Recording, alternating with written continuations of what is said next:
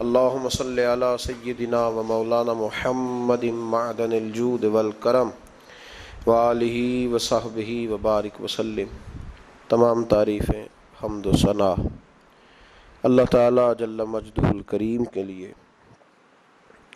بعد ہر قسم کے درود و سلام نبی مکرم سید عالم آقا کل ختم رسول دانا سبل احمد مجتبی جناب حضرت محمد مصطفیٰ صلی اللہ تعالیٰ علیہ وسلم کی ذات والا صفات کے لیے حمد و صلات کے بعد، قرآن مجید میں اللہ کریم نے فرمایا شہر رمضان الذی انزل فیہ القرآن، فرمایا رمضان کا وہ مہینہ ہے جس میں ہم نے قرآن مجید کو نازل فرمایا ہے۔ رمضان المبارک اللہ تبارک و تعالیٰ کے پسندیدہ ایام میں سے وہ خوبصورت ایام کا مجموعہ ہے جس میں اللہ اپنے بندوں پر زیادہ مہربانی فرماتا ہے۔ ہمارے ہاں بہت ساری چیزوں کو سن سن کے اور بہت سارے معاملات کو دیکھ دیکھ کے ہم سمجھتے ہیں کہ یہ روٹین کی بات ہے، ہر سال روزے آتے ہیں، ہر سال رکھنے ہوتے ہیں۔ چونکہ یہ بڑا عظمت اور قدر والا مہینہ ہے، لیکن چونکہ خود چل کے آتا ہے تو جو چیز خود چل کے آتی ہے اس کی کئی دفعہ قدر کمزور ہو جاتی ہے، لہذا ہم روٹین کے فضائل سنتے ہیں، روٹین میں اسے لیتے ہیں۔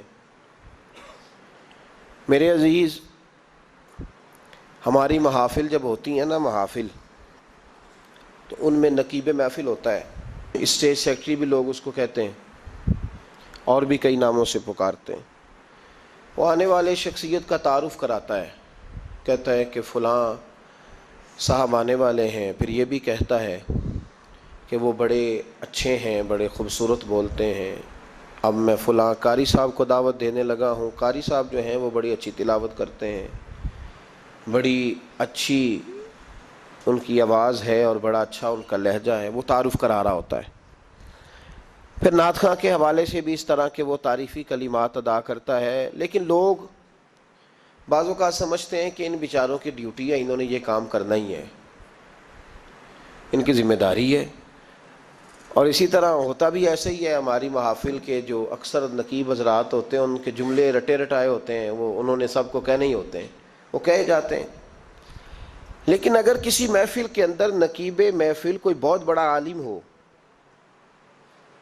بہت بڑا محدث ہو، شیخ الحدیث ہو، یا کسی خانقاہ کا کوئی صاحب تقوی صالح مسند نشین ہو، اگر وہ کھڑا ہو کے کہے کہ جناب آج میں آپ کو تعارف کرانے لگا ہوں ایک بہت بڑے علامہ، ایک بہت بڑے صوفی آ رہے ہیں، پھر ہم سمجھ جائیں گے کہ جس کی ہمارے حضرت تعریف کر رہے ہیں وہ کوئی بڑا ہی اچھا آدمی ہے۔ پھر ہم سمجھیں گے نہیں، یہ روٹین کی گفتگو نہیں ہو رہی، یہ وہ رسم نہیں جو روز ادا ہوتی ہے، اس میں کچھ انفرادیت ہے، کچھ تخصیص ہے، کچھ اس کے اندر چیزیں زیادہ ہیں۔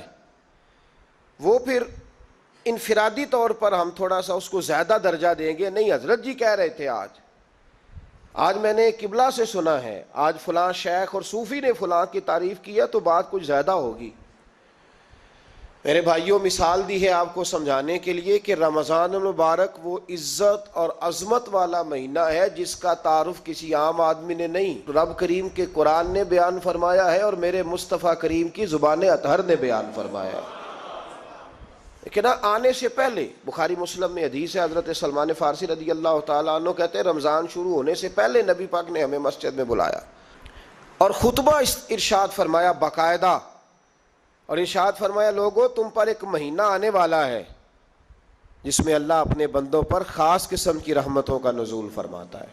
خود رسول پاک نے ہمیں کس قدر زیادہ اس مہینے کا اکرام کرنا ہے اور کس قدر زیادہ اس کو اہمیت دینی ہے اور کس قدر زیادہ ہمارے لیے وہ باعث عظمت ہے کہ جس مہینے کے فضائل خود رسول پاک علیہ السلام نے بیان فرمائے۔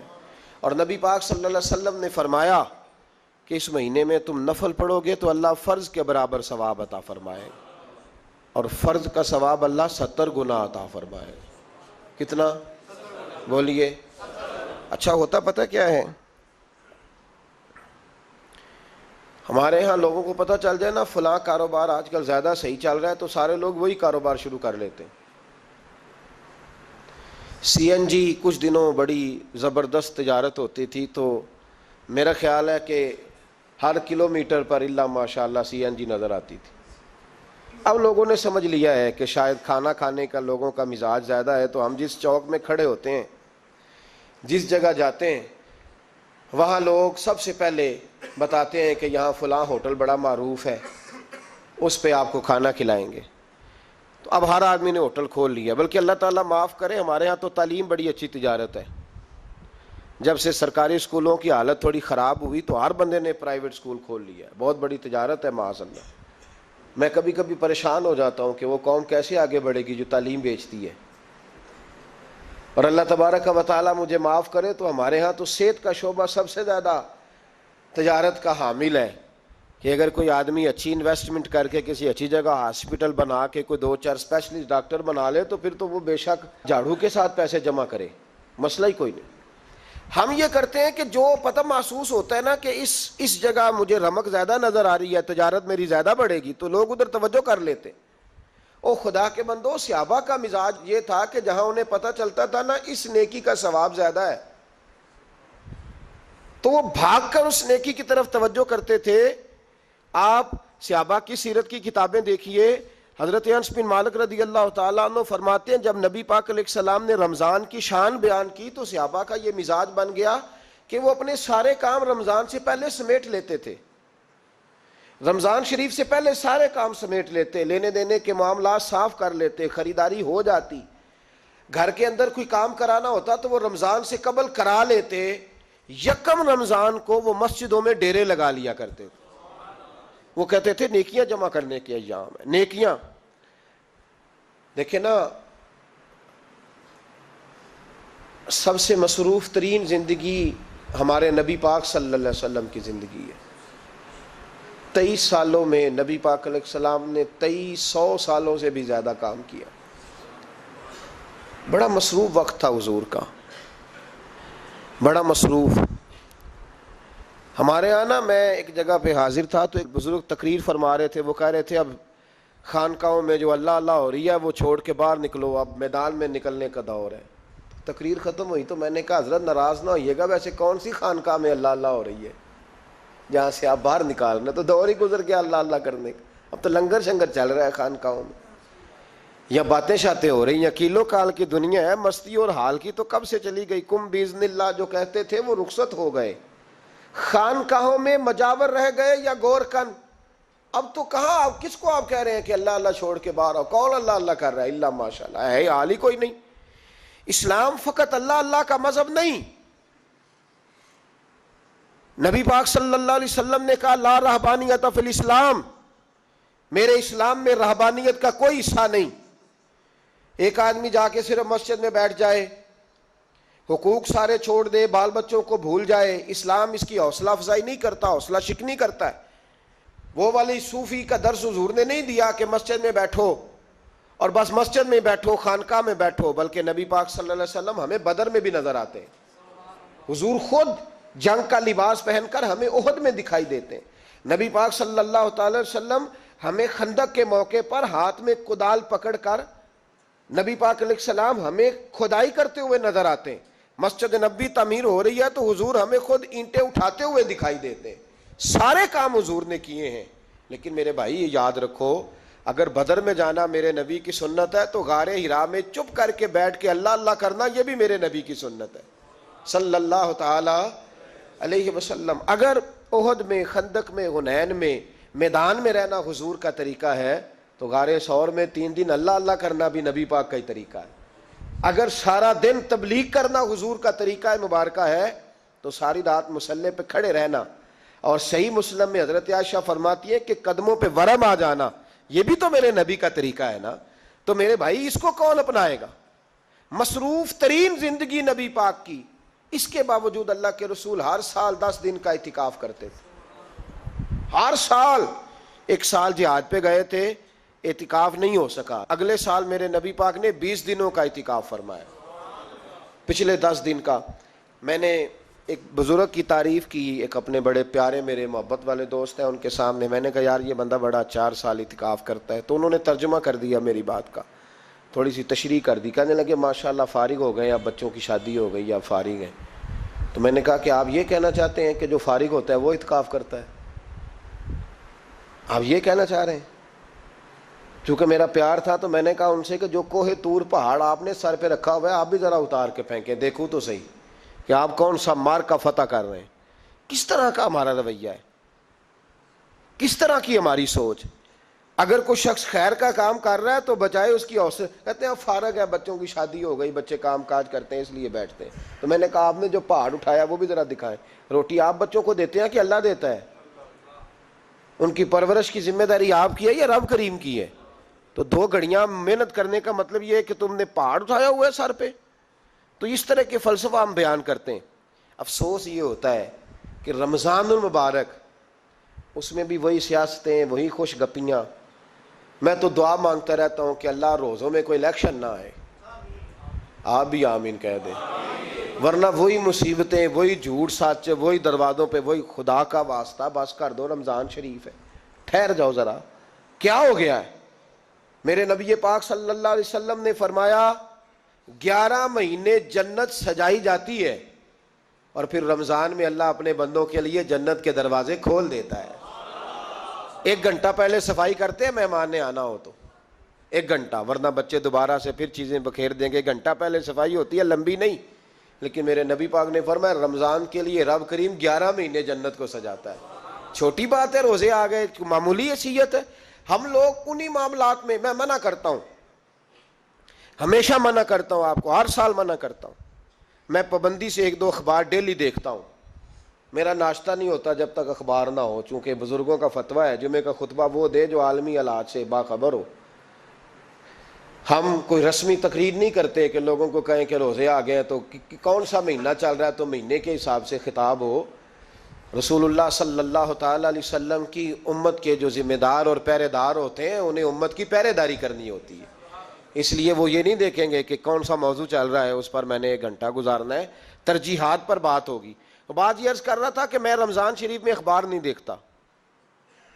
میری اپیل ہے آپ سے کہ آپ رمضان شریف میں نہ رمضان ٹرانسمیشن بھی نہ دیکھیں، ٹی وی پہ خبریں بھی نہ سنیں، سارا سال سنیے خبریں۔ ہماری خبریں سننے سے ملک میں کیا انقلاب آ گیا ہے، یا وہ جو ہم نے چوک میں کھڑے ہو کے تجزیہ کیا تھا اس سے کتنے لوگ سنور گئے۔ چھوڑیں، جتنا وقت ملے وہ آ کے مسجد میں بیٹھیں، اللہ کے گھر میں وقت گزاریں، ٹائم دیں۔ عبادت آپ کو زندہ کرے گی، روحانیت پیدا کرے گی، توانائی آئے گی، خوبصورتی آئے گی آپ کے اندر، آپ زندہ رہیں گے۔ دنیا داری دلوں کو مردہ کرتی ہے، قرآن کی تلاوت، اللہ کا ذکر، مسجد کی حاضری روح اور دل کو زندہ کر دیا کرتا ہے۔ مسجد میں بیٹھیں، وقت دیں، مہربانی کریں۔ اور یہ بھی آج میں بڑی ذمہ داری سے عرض کر رہا ہوں، اگر آپ کبھی زندگی میں مجھے بھی دیکھیں نا ٹی وی میں کسی عورت کے ساتھ میں کسی پروگرام پہ بیٹھا ہوں تو آپ بالکل لحاظ نہ کریں، آپ بالکل وہ چینل بند کر دیں، ہمیں ضرورت ہی نہیں۔ میرے لیے کوئی مفتی دلیل نہیں ہے کہ عورت کے ساتھ بیٹھا ہے پروگرام میں۔ میں نے تو وہ والا قرآن پڑھا جس میں اللہ کریم نے کہا عورتیں آ جائیں تو مرد نظریں نیچی کر لیں۔ ہم نے تو وہ والا قرآن پڑھا جس میں حکم ہے کہ مرد آئے تو عورت اپنی نظر نیچی کر لے۔ تو جہاں علامہ صاحب کے سامنے لڑکی بیٹھی ہے ٹی وی میں انٹرویو لے رہی ہے وہاں نظریں نیچی ہوتی ہیں؟ کہاں سے فتویٰ آیا؟ حضرت جنید بغدادی تو فرمایا کرتے تھے کہ حسن بصری پڑھانے والا ہو، رابعہ بصری پڑھنے والی ہو، تو پھر بھی ان کو بغیر پردے کے پڑھنے پڑھانے کی اجازت نہیں ہے۔ بات ختم ہو گئی۔ میں کل، مجھے سرکاری یونیورسٹی ہے جامعہ کوٹلی کشمیر کی، انہوں نے مجھے دعوت دی کہ آپ کو لیکچر دینا ہے سائنس، تقوی اور رمضان۔ تو اسٹوڈنٹس ہوں گے، کچھ پروفیسر ہوں گے، تو میں نے کہا کہ اتنے بڑی جگہ آپ نے مجھے بلا لیا، یونیورسٹی لیول کے طلباء تو بڑے آگے جا چکے ہوتے ہیں، چلیں خیر۔ میں وہاں حاضر ہوا، جب میں پہنچا تو ایک پروفیسر صاحب مجھ سے کہنے لگے کہ لڑکیاں بھی ہیں۔ تو میں نے کہا کہ ٹائم دیتے وقت آپ سے گزارش کی گئی تھی کہ لڑکیاں نہیں ہونی چاہیے۔ تو وہ ایک جملہ بولنے ہی لگے تھے، تو میں نے ان سے کہا کہ آپ مجھے دکھیاں نوس مولوی سمجھ لیں، میں پرانے خیالات کا ہوں، آپ مجھے پرانا سمجھ لیں۔ اس لیے کہ میرے حضرت صاحب فرمایا کرتے تھے ہر چیز نہیں لے لینا، دین نہ نیا لینا، وہ 1400 سال پرانا ہی ہمیں ٹھیک ہے، ہمیں نیا دین نہیں چاہیے۔ کہنے لگے جی وہ بچیاں تھوڑی پیچھے بیٹھ جائیں گی، میں نے کہا آپ درمیان میں پردہ لگا لیں، میں انہیں نہ دیکھوں وہ مجھے نہ دیکھیں، ٹھیک ہے بات سنیں، ختم ہو گئی۔ لیکن اگر وہ سامنے بیٹھیں گی تو ہم نہیں بات کریں گے۔ تو وہ چونکہ پی ایچ ڈی لیول کے لوگ ہوتے ہیں، زیادہ پڑھے ہوتے ہیں، دلائل دینے کی کوشش کی تو میں نے کہا میں دلیل نہیں سنتا، میں سنتا ہوں یا اللہ کا قرآن یا مصطفیٰ کا فرمان۔ تو آپ مہربان، لیکن انہوں نے ضد نہیں کی، بڑے اچھے لوگ تھے، انہوں نے کہا جی ٹھیک ہے لڑکیاں نہیں بیٹھیں گی۔ میرا عرض کرنے کا مقصد یہ ہے کہ کیا فرق پڑتا ہے ہمیں، بہت سارے ذرائع ہیں عورتوں تک پیغام پہنچانے کے، پیغام پہنچ جاتا ہے، کوئی حرج نہیں، آپ باپ پردہ بندوبست کریں۔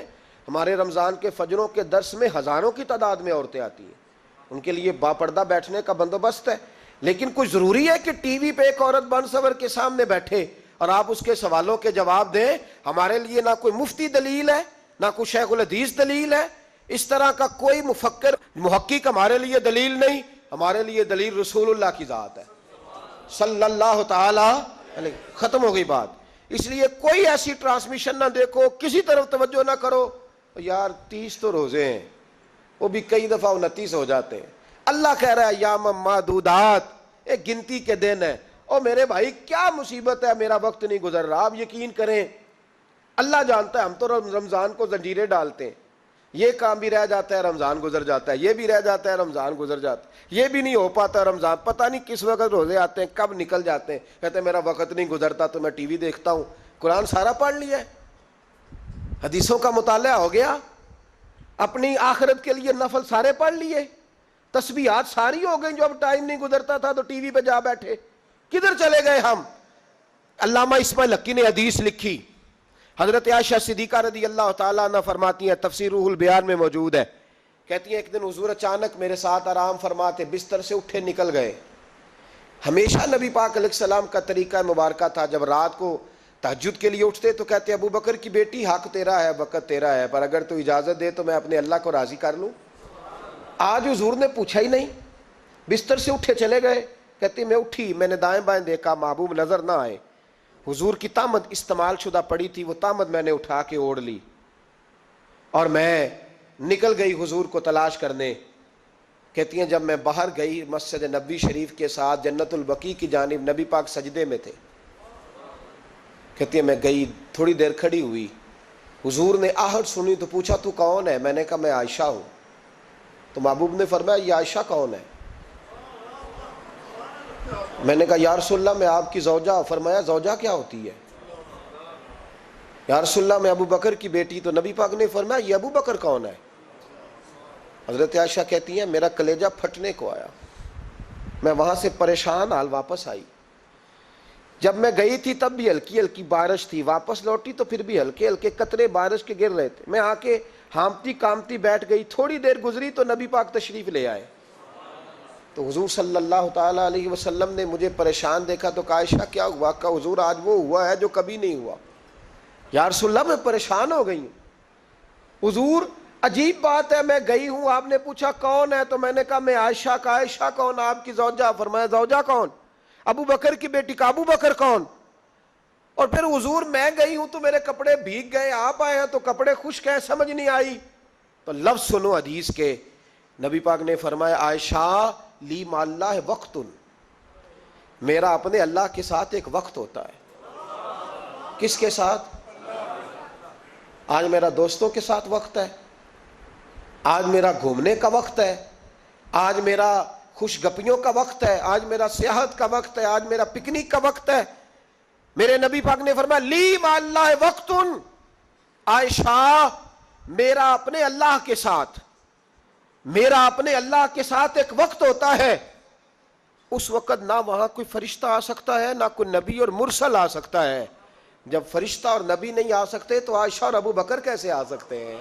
تو کہا یا رسول اللہ پھر وہاں ہوتا کون ہے؟ تو حضور فرمانے لگے ایک میں ہوتا ہوں، دوسرا میرا رب ہوتا ہے، تیسرا کوئی موجود نہیں ہوتا۔ امت کو درس دیا ایک وقت 24 گھنٹوں میں ایسا لایا کر جس میں تو اپنے رب کو دکھڑے سنائے، جس میں تو دعائیں مانگے، جس میں تو عرض و نیاز کرے، جس میں تو اپنے گناہوں کی معافی چاہے۔ اعلیٰ حضرت کے والد گرامی سے کسی نے پوچھا، مولانا نقی علی خان صاحب سے، کہ حضرت جی فرعون 500 سال ہی حکومت کر گیا، 500 سال ہی حکومت کر گیا، اللہ کا مقابلہ کرنے والا پکا کافر بے ایمان۔ تو آپ فرمانے لگے ملا رومی کی وہ کتاب پڑھو مثنوی، جس میں انہوں نے لکھا ہے کہ جب ساری دنیا سو جاتی تھی تو فرعون اٹھ کے مصلے پہ بیٹھتا تھا، کہتا تھا یا اللہ معاف کر دے، رب تو ہی ہے، گناہگار بڑا ہوں پر مہربانی کر، روز معافیاں مانگتا تھا۔ تو رب کریم کی قدرت نے مہلت دی کہ روز توبہ کرتا ہے، چلو ایک دن سچی بھی کاری جائے تو اچھا ہے، اللہ نے مہلت دی۔ اور میرے بھائی اگر تو روز رات مصلے پہ بیٹھے تو تجھے مہلت ملے، عذاب نہ آئے۔ اگر تو اپنے رب کے ساتھ تنہائی کرے تو اللہ تجھے مہلت دے، سزا نہ دے۔ لیکن ہم یہ وقت نکالتے ہی نہیں، اللہ کے ساتھ میت کا ہمارا مزاج ہی نہیں۔ ترمذی شریف میں نبی پاک علیہ السلام نے فرمایا ہے دنیا داروں کو دکھڑے نہ سنایا کر، مالداروں کے سامنے رونے نہ رویا کر، یہ تجھے کیا دے سکتے ہیں؟ تو اٹھ کے جائے گا تو کہیں گے محنت کرتا نہیں، روز مانگنے آ جاتا ہے۔ دنیا داروں کو دکھڑے نہ سنا، فرمایا دکھ سنا تو اپنے رب کو سنا، اللہ والوں کو سنا، اللہ کے نبی کو سنا۔ اس سے مراد یہ سارے کہا دکھڑے اپنے رب کو سنا۔ اگر تو اپنے رب کو دکھڑے سنائے گا تو تھوڑی دیر ضرور ہوگی، لیکن ایک دن ایسا ضرور آئے گا، میرے مصطفیٰ کریم فرماتے ہیں رب تجھے دنیا سے بے نیاز کر کے مالا مال فرما دے گا۔ دھوکے کا مزاج نہ بنا، کینچی لے کے نہ گھوم کے کیسے جیب کاٹ سکتی، اللہ کو دکھڑے سنا۔ حضرت عائشہ عرض کرنے لگی حضور چلیں یہ تو سمجھ آ گئی، لیکن بارش مجھ پہ پڑی آپ پہ پڑی نہیں، تو کہا عائشہ تم نے اوڑا کیا تھا؟ کہا حضور آپ کی تامت، فرمایا بارش کوئی نہیں تھی، جب تو نے میری تامت لی تو خدا کی رحمتیں تم پر برسنے لگ گئی۔ تو حضور کے وجود سے لگی ہوئی چیز کوئی اوڑھ لے تو رحمت برستی ہے، تو میرے نبی کی مسجد چومنے سے کیوں رحمت نہیں برستی؟ جالی چومنے سے کیوں نہیں برستی؟ جہاں جہاں حضور رکے، جہاں جہاں نبی پاک ٹھہرے، وہاں جانے سے کرم کیوں نہیں ہوتا؟ تو عزیزو یاد رکھو رمضان میں ایک ڈیوٹی آپ نے یہ کرنی ہے کہ عبادت کو وقت دیں، ٹائم نکالیں۔ جو اتنے سے بھی فارغ ہے نا وہ 19ویں روزے تک کل فارغ ہو کے 20 کو اعتکاف بیٹھے۔ زندگی میں ایک دفعہ اعتکاف تو ویسے بڑا ضروری ہے، ہمارے بزرگوں نے لکھا ضروری ہے ایک بندہ اعتکاف کر لے زندگی میں ایک دفعہ، ہر سال کرے تو سنت ادا ہوگی۔ ویسے سنت مؤکدہ الکفایہ ہے، بستی میں اگر کوئی بھی نہ بیٹھے گا تو سارے گناہگار ہوں گے۔ ہم انشاءاللہ اس مسجد میں اس سال اجتماعی اعتکاف کریں گے۔ میں نے یہ پروگرام بنایا ہے کہ لوگ اعتکاف تو بیٹھتے ہیں لیکن نہ بیچاروں کو قرآن مجید پڑھنا آتا ہے، نہ نماز وضو غسل کے مسائل آتے ہیں، نہ انہیں پتہ ہے کہ رات عبادت کیسے کرنی ہے۔ تو میں نے یہ ارادہ کیا اس سال میں نے معافی لیا ہاتھ باندھ کے، میں نے کہا یار سارا سال میں پورے ملک میں گھومتا ہوں، اس سال رمضان میں میرا ارادہ ہے میں صرف اپنے شہر میں رہوں، میں کہیں نہ جاؤں، تاکہ جو جہاں سے بھی چل کے آئے اسے فون نہ کرنا پڑے، میں اسے مل جاؤں ویسے ہی۔ تو میں انشاءاللہ تعالیٰ یہیں رہوں گا، اور رمضان کی 10 راتیں میں اپنے اعتکاف والوں کے ساتھ گزاروں گا انشاءاللہ تعالیٰ۔ یہاں آپ لوگ آئیں، جو سنجیدہ قسم کے لوگ ہیں ان کو ساتھ لائیں، وہ یہاں آ کے اعتکاف کریں۔ لنگر شریف بھی ہم دیں گے جو ہماری توفیق ہوگی، اور انشاءاللہ دونوں وقت دیں گے اپنی توفیق کے مطابق، اور یہ کوئی صدقہ زکوٰۃ خیرات سے نہیں ہوگا، یہ آپ ہمارے مہمان ہوں گے تو یہ مہمان نوازی ہوگی انشاءاللہ تعالیٰ۔ تو یہ اپیل آخر میں اعلان کرنا تھا، پر چلو بات آ گئی تو میں نے شروع میں ہی کر دیا۔ یہاں ہم مقدور بھر کوشش کریں گے آپ کے لیے اجتماعی اعتکاف کا بندوبست، ہمارے جو دیگر طلباء علماء ہوں گے وہ بھی آپ کے ساتھ وقت گزاریں گے، وضو غسل نماز کی چیزیں سکھائیں گے، آپ کو قرآن مجید پڑھنا پڑھانا سکھائیں گے۔ 10 دنوں میں جو ممکن ہو سکے گا ہم انشاءاللہ تعالیٰ کریں گے۔ تو اعتکاف میں وقت دیں۔ دوسرا کام آپ نے یہ کرنا ہے رمضان شریف میں کہ قرآن پاک زیادہ سے زیادہ پڑھنا ہے، پڑھیں گے انشاءاللہ۔ اگر آپ ناراض نہ ہوں تو ہم نے قرآن مجید پڑھنا بالکل ہی چھوڑ دیا، قرآن پاک کھلتا ہی نہیں، توجہ ہی نہیں، مزاج ہی نہیں، سارا دن بیت جاتا ہے، قرآن مجید نہیں کھلتا، قرآن مجید نہیں پڑھا جاتا۔ ایک شخص مجھ سے ملنا چاہ رہے تھے مسجد نبوی شریف میں حاضر تھا، تو وہ ایک دفعہ آئے گزر گئے، میں قرآن شریف پڑھ رہا تھا، پھر آئے تو گزر گئے قرآن شریف، تیسری دفعہ پھر آئے تو کہنے لگے آپ نے کتنا کو پڑھنا ہے؟ میں نے ان سے کہا کہ مہربانی کرو مجھے دعا دو کہ اللہ مجھے پڑھتا ہی رکھے۔ آپ نے یہ کیا لفظ ادا کر لیے کہ کتنا کو پڑھنا ہے؟ وہ خدا کے بندو یہاں کام کیا ہے؟ اگر تلاوت بھی نہیں کرنی تو کرنا کیا ہے وہاں؟ میں اکثر کہتا ہوں کہ چونکہ ہم تو مسیتڑ ہیں، ہمارا تو مزاج ہے مسجدوں میں رہنے کا، چونکہ عام لوگوں کا مزاج نہیں ہوتا تو وہاں بھی بازاروں کو ٹائم زیادہ دیتے ہیں، خریداری میں وقت زیادہ لگاتے ہیں۔ اگر ہماری طبیعت مسجد میں بیٹھنے کی ہو، قرآن پاک پڑھنے کی ہو تو بڑا ذوق بن جائے۔ قرآن مجید امام اعظم ابو حنیفہ امام اعظم رمضان شریف کے اندر 61 قرآن مجید پڑھا کرتے تھے. کتنے؟ 60 اور ایک 61. ایک قرآن شریف دن میں پڑھتے, ایک رات کو پڑھتے, پورے دن میں قرآن مجید ختم کرتے, ایک رات کو. اور آپ فرماتے ہیں 61واں قرآن مجید وہ تھا جو میں تراویحوں میں سنا کرتا تھا. 61 قرآن پاک آپ ہر رمضان میں پڑھا کرتے تھے. میری آپ سے گزارش ہے, ایک سپارہ مسجد میں پڑھے رمضان میں, ایک سپارہ گھر میں پڑھے.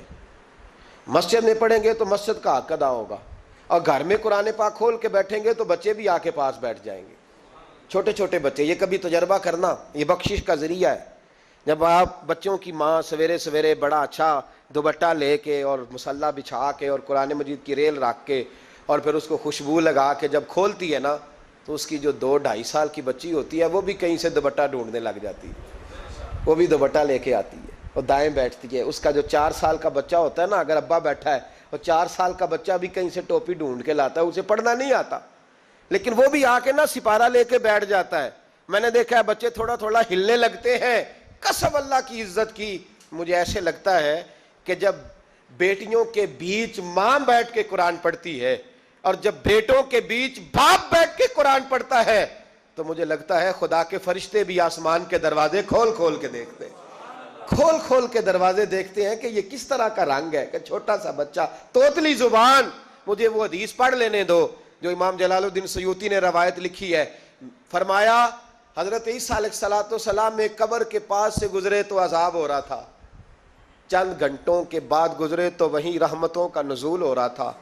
حضرت عیسیٰ عرض کرنے لگے, مولا میری مجال نہیں میں پوچھوں, چند گھنٹے پہلے یہاں عذاب تھا, اب یہیں کرم ہو رہا ہے. اللہ اب اس نے کوئی نیک عمل کیا تو ہے نہیں, قبر میں تو عمل ختم ہو جاتا ہے, اتنا کرم کیسے؟ تو رب کریم نے فرمایا موسیٰ بندہ بڑا گناہگار تھا, پاپی تھا, سزا کا حقدار تھا, پر جب انتقال اس کا ہوا تو بیوی اس سے پہلے حاملہ تھی, اس کے انتقال کے 2-4 مہینے بعد بچہ پیدا ہوا, پھر اس بیوی نے بچہ پالا. آج 4.5 سال کا بچہ مکتب گیا ہے, استاد نے بسم اللہ شریف پڑھائی ہے, اس کے بچے نے توتلی زبان پہ کہا بسم اللہ الرحمن الرحیم. تو مجھے حیا آئی ہے کہ اس بیچارے کو ابھی لفظ نہیں ادا کرنے آتے, زمین پر بیٹھ کر یہ توتلی زبان سے مجھے رحمان اور رحیم کہے اور میں اس کے باپ کو سزا دوں. بس بچے نے ایک دفعہ بسم اللہ پڑھی ہے, میں نے باپ کے سارے گناہ معاف فرما دیے. مہربانی کرو, ایک سپارہ گھر میں, ایک سپارہ مسجد میں, یہ ضرور آپ نے روٹین بنانی ہے. مسجد میں پڑھیں گے تو مسجد کا حق ادا ہوگا, گھر میں پڑھیں گے تو بچے بھی پڑھیں گے. اور تیسرا سپارہ وہ ہے جو آپ نے تراویح میں سننا ہے. تو کتنے سپارے ہو گئے ایک دن میں؟ 3. تو رمضان میں کل کتنے ہو گئے؟ 3 قرآن پاک. کتنے قرآن پاک جی؟ 3 قرآن مجید, ایک سپارہ دن میں, ایک رات میں. تو آپ کا 10 دن کے اندر انشاءاللہ قرآن پاک ختم ہو جائے گا. کریں گے انشاءاللہ تعالی؟ یہ ذہن بنائیں, یہ ذوق پیدا کریں, اور قرآن پاک کا ایک حرف پڑھیں تو اللہ 10 نیکیاں دیتا ہے, اور رمضان شریف میں 70 گنا بڑھ جاتی ہیں. تو اب ذرا ضرب دے لو بات کہاں جائے گی. تو رمضان المبارک میں قرآن پاک سے میں نے کہا کوئی اخبار نہ دیکھو, کچھ نہ دیکھو, سارا دن بس قرآن پاک دیکھو, سارا دن قرآن مجید پڑھیں, قرآن پاک سے دل لگائیں. حضرت عبداللہ ابن مسعود رضی اللہ تعالیٰ عنہ فرماتے ہیں نبی پاک صلی اللہ علیہ وسلم نے مجھے بلا کے کہا مجھے قرآن پاک تو سنا. میں نے کہا یا رسول اللہ آپ پہ نازل ہوا ہے, میں آپ کو سناؤں؟ تو فرمایا میرا دل کر رہا ہے میں تجھ سے سنوں. حضور کو زیادہ آتا تھا نا, تو کبھی کبھی آپ سمجھ لیں کہ آپ کو زیادہ آتا ہے, لیکن پھر بھی سامنے والے, میں اکثر کہتا ہوں مدرسے کے طلباء سے, میں کہتا ہوں آپ قاری اور حافظ تو ہو گئے ہو, پر کبھی کسی اور سے بھی سنا کرو, کہا کرو سناؤ یار 2 آیتیں, دل کر رہا ہے. حضرت ابی بن کعب رضی اللہ تعالیٰ عنہ کہتے ہیں نبی پاک تشریف لائے تو مجھے کہنے لگے ابی ادھر آ, میں تجھے قرآن پاک سناؤں. میں نے کہا یا رسول اللہ مجھے فرمایا مجھے اللہ نے حکم دیا ہے کہ میں تمہیں سناؤں. حضرت ابی رو کے کہنے لگے یا رسول اللہ رب کریم نے میرا نام لیا ہے. میں کہاں وہ کہاں؟ فرمایا ہاں تیرا نام لیا ہے. رونے لگے, کہنے لگے حضور پھر تو میں بڑا خوش نصیب ہوں, سنائیے میں سنتا ہوں. تو حضور سننا بھی حضور کی سنت ہے, سنانا بھی نبی پاک کی سنت ہے. قرآن مجید کو سنیں. اور پھر یار دکھ کی بات ہے نا کہ پاسپورٹ کے دفتر تو میں 2.5 گھنٹے کھڑا رہوں, شناختی کارڈ کے لیے میں 1.25 گھنٹہ کھڑا رہوں, اور میں پہلی دفعہ سعودی عرب جاؤں تو امیگریشن کے لیے 2.5 گھنٹے بھی مجھے لائن میں لگنا پڑے تو میں لگا رہوں, دنیا داری کے لیے تو میں اتنا کھڑا رہوں, اور تراویح کے لیے مجھے 1 گھنٹہ نہ کھڑا ہوا جائے, اور میں بہانے کرتا پھروں. تو پھر یاد رکھو وہ حضرت سیدہ اسما کہا کرتی تھی نبی پاک نے مجھے کہا تھا اسما اللہ کے راستے میں گن گن کے نہ دینا ورنہ وہ بھی تجھے گن گن کے دے گا۔ جب ہم رب کریم کو وقت اس طرح دیتے ہیں کہ دنیا داری کے لیے تو ساری ہمارے پاس ہمتیں موجود ہیں، اور تراویح کا وقت آیا تو بہانے ڈھونڈنے لگ گیا، تراویح کا وقت آیا تو وہ جو ہے اس نے شروع کر دی بات کہ جناب میرے فلان جگہ تکلیف ہے اور مجھے بلڈ پریشر ہو جاتا ہے تو پسینہ بڑا آتا ہے، تو اب تو آسانیاں ہی بڑی ہیں۔ صحابہ کہتے جب ہم مسجد نبی میں نماز پڑھنے جاتے تھے بارش ہوتی تھی تو مسجد میں پانی کھڑا ہوتا تھا، کیچڑ کھڑا بن جاتا تھا تو ہم اپنی جھولیوں میں خشک مٹی ڈال کے لے جاتے، اپنی اپنی جگہ بچھا لیتے مٹی، اور پھر ہم نماز پڑھتے تو ہمارے پیشانیوں پر بھی مٹی لگ جاتی۔ تو ایک صحابی جھاڑ رہے تھے تو نبی پاک نے فرمایا نہ جھاڑ، جب تک چہرے پہ رہے گی فرشتے درود بھیجتے رہیں گے۔ اب تو ایسی لگے ہوئے مسجد میں پھر بھی تو تراویح نہیں پڑھتا۔ تو ایک تو عبادت کو ٹائم دیں، دوسرا قرآن مجید زیادہ سے زیادہ پڑھیں، رمضان میں زیادہ سے زیادہ پڑھیں، مسجدوں میں ٹائم دیں۔ مجھے دکھ ہوتا ہے جب رمضان میں بھی نماز کے بعد مسجد کو تالا لگتا ہے۔ اگر ہم سارے آئیں مسجدوں میں، ہم رمضان شریف کے اندر وقت دیں، جس کے پاس ٹائم ہو وہ آ کے بیٹھ جائے قرآن مجید کھول لے، تو میرا خیال ہے کہ مسجدیں بھی ہمیں دعا دیں گی کہ دیکھو ہر وقت انہوں نے میرے اندر تلاوت کی۔ ایک اور بات بھی عرض کرنی ہے، یہ مجھے کہا گیا ہے، میری اپنی طرف سے نہیں، یہ مجھے رکا دیا گیا ہے، کہہ دوں پکے نمازی ناراض تو نہیں ہو جائیں گے؟ جو پکے نمازی ہیں مسجدوں کے وہ میرے ساتھ وعدہ کریں ناراض تو نہیں ہو جائیں گے؟ نہیں تسی نہیں بول دے تساں ہو جانا، پکے بول دے نہیں پے، پکے گھور دینے پے، پکے نمازی، یہ پکے نمازیوں سے بات، ناراض تو نہیں ہو جائیں گے؟ یہ بول کے بتائیں، انشاءاللہ کہیں۔ کچے نمازیوں کو شکوہ ہے کہ پکے نمازی رمضان میں ہمیں گھورتے ہیں، رکھے دیے مجھے انہوں نے، کہتے ہیں پکے نمازی، کہتے فصلی بٹیرے آ گئے نے۔ یہ زیادتی ہے، یہ ظلم ہے۔ آپ پکے نمازی ہیں تو مہربانی کریں، آپ وہ جو آپ نے صف لاٹ کرائی ہے نا اپنے نام پکی کہ ایتھے میں بھینا روز تو کتوں آ گیا، یہ چھوڑ دیں آپ، مہربانی کریں، یہ اللہ کا گھر ہے، یہ کسی کے نام رجسٹری ہو سکتی، جو آیا ہے نا بیچارہ چلو کبھی کبھی صحیح، مہربانی کریں اس کو ٹائم دیں، بیٹھنے دیں، کچھ نہیں ہونے لگا۔ اور جب وہ آئے نا تو دعا کریں، جب اس کو دیکھیں تو کہ یا اللہ یہ آیا ہے تو ہمیشہ آتا ہی رہے، اس کو دعا دیں، مہربانی۔ بچے شکوہ کرتے ہیں، کہتے ہیں پکے نمازی سانس نہیں لینے دیتے مسجد میں۔ اور ایک بات اور، یہ حضرت علی کا قول ہے، اس کو دل کی تختی پہ لکھ لینا، دل کی تختی پہ، شیر خدا کی شیروں جیسی باتیں۔ حضرت مولا علی شیر خدا فرمایا کرتے تھے وہ نیکی کرنے والا اچھا نہیں جو نیکی کر کے اکڑ جاتا ہے اور دوسروں کو گناہگار سمجھتا ہے، وہ نیکوکار اچھا نہیں۔ فرمایا کرتے تھے اس سے وہ گناہگار اچھا ہے جو گناہ کر کے کم از کم شرمندہ تو ہوتا ہے نا۔ فرماتے ہیں جو گناہ کر کے شرمندہ ہو وہ زیادہ اچھا ہے اس سے جو نیکی کر کے اکڑ جائے۔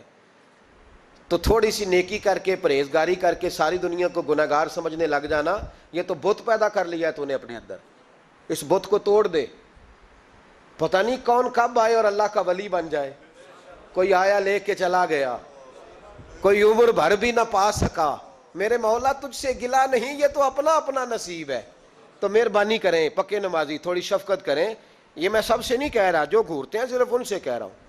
کچھ پکے نمازی ہیں تو الحمدللہ دل کے بھی بڑے پکے ہیں، سوچ کے بھی بڑے پکے ہیں، اچھے ہیں، خوبصورت لوگ۔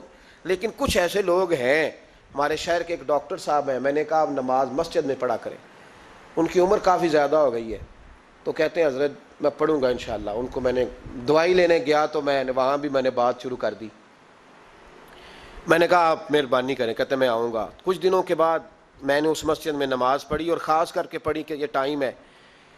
میں نے فون کیا کہ ڈاکٹر صاحب آپ نظر نہیں آئے، تو کہتے ہیں صاحب ناراض نہ ہو جان، نمازی مجھے کہتے تھے خیر ہے ڈاکٹر صاحب کہیں غلط جگہ تبادلہ تو نہیں ہو گیا، کوئی مصیبت تو نہیں آ گئی؟ تو کہتا ہے مجھے شرم سی آتی ہے کہ نمازی اس طرح، ویسے بھی میں گیا نہیں، 60 سال عمر ہو گئی، تو اب نمازی تو یہ آپ کیا کر رہے ہیں؟ ہم کوئی اللہ کی رحمت کے منشی ہیں کہ ہم سے پوچھ کے وہ دے گا جس کو دے گا؟ کیا کرتے ہو؟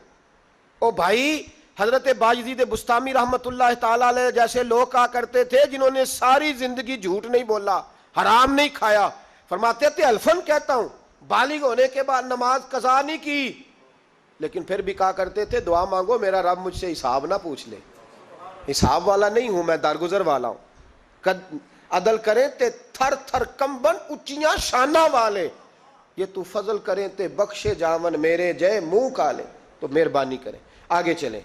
رمضان شریف میں سخاوت کرنی ہے، حضرت انس بن مالک رضی اللہ تعالیٰ عنہ فرماتے ہیں جس طرح تیز آندھی چلتی ہے، ذرا مثال دیکھیں صحابی کی کتنی خوبصورت، فرماتے ہیں جس طرح تیز آندھی چلتی ہے نا، اس طرح رمضان میں میرے نبی کی سخاوت چلا کرتی تھی۔ نبی پاک ہر سائل کو دیتے، جو قیدی بند ہوتے نا، قیدی جنگ کے قیدی کفار، حضور انہیں بھی آزاد کر دیتے رمضان میں، فرماتے جاؤ تمہیں آزاد کیا، سخاوت کریں۔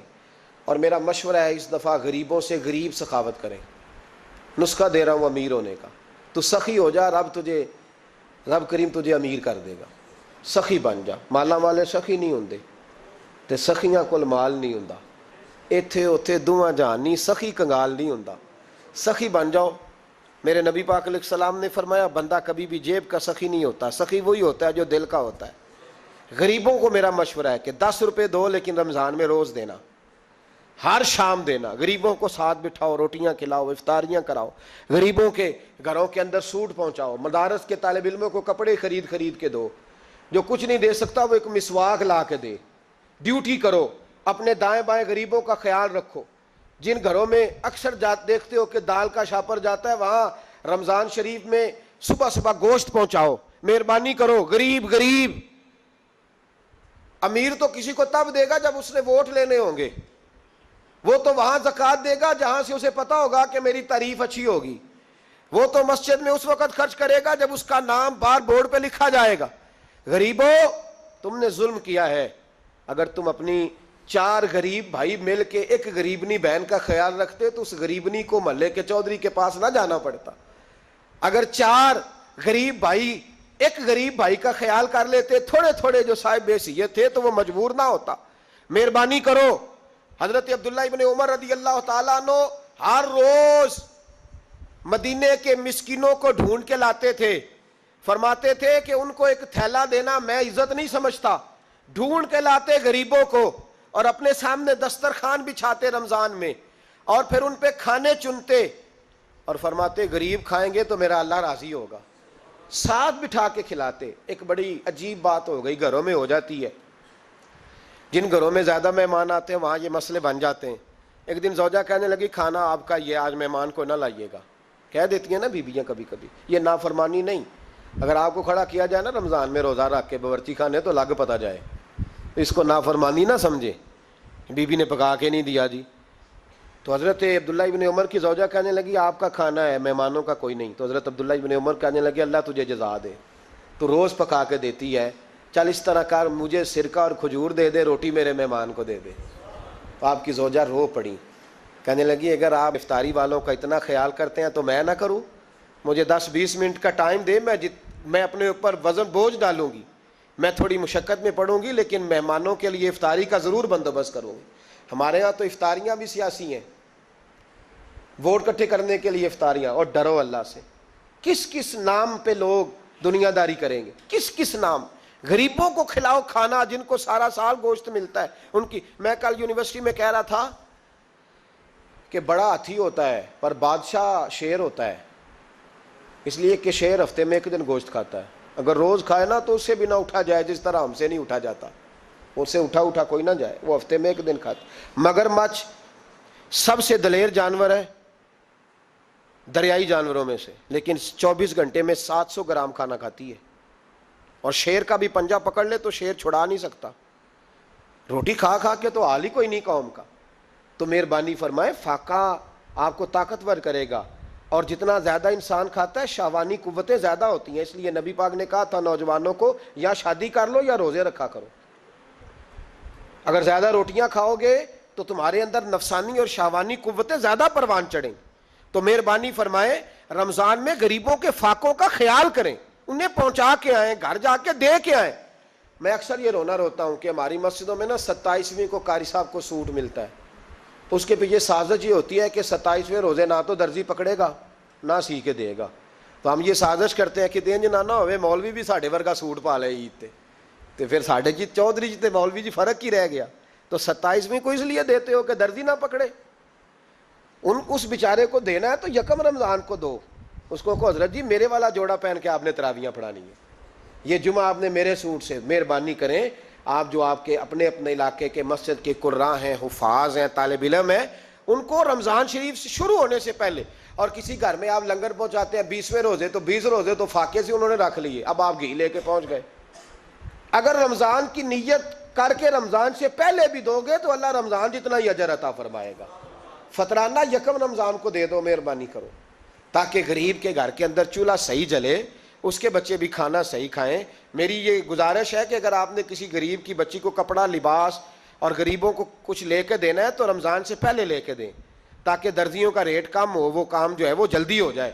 اور میری گزارش ہے مسلمانوں سے کہ اپنے سارے کام رمضان سے پہلے سمیٹ لو، اتنے قیمتی دن دوبارہ نہیں ملیں گے جو زندگی میں رمضان دوبارہ سے آ رہا ہے، سارے کام پہلے کر لو۔